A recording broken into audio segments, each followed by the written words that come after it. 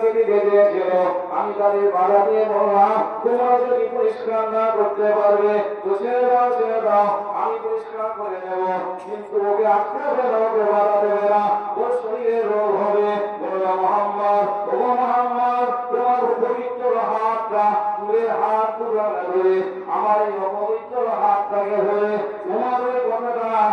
আমার এত মনে ভালো লেগেছে, এত আগ্রহ তোমার চরিত্রটা আমার এত ভালো লেগেছে, ও মোহাম্মদ আমার এই হাতটা ধরে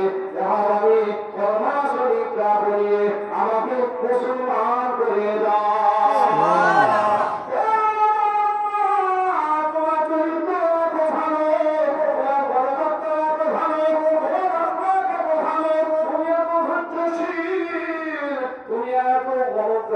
তোমার এত গুণ এত আছে, ও মোহাম্মদ আগে যদি জানতাম আগে চলে আসতাম, প্রশ্ন করা দরকার ছিল না, দৌড়ে দৌড়ে দৌড়ে এসে ও মোহাম্মদ তোমার হাতে মায়া ধরে তোমার এই অনুগামী অনুসরণদের সঙ্গী হয়ে তোমার কাছে আমার জীবনটা বিলীন করে দিতাম। আমাদের মধ্যে শান্ত মানে কোন রকমের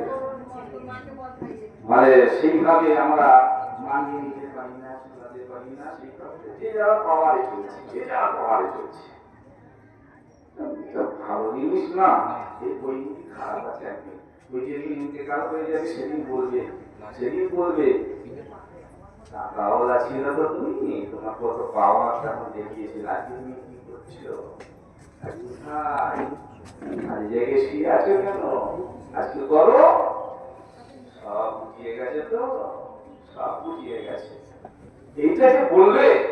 বিশ্বাস করো আমি হাদিসকে সামনে রেখে কথা বলছি, এটা যদি কোনো মানুষ বলে আপনার অত্যাচারের কথাটা, আপনার কষ্ট দেওয়ার কথাটা আপনার আজাব হবে, আজাব পেয়ে যাবে। যদি কোনো মানুষ এটা বলে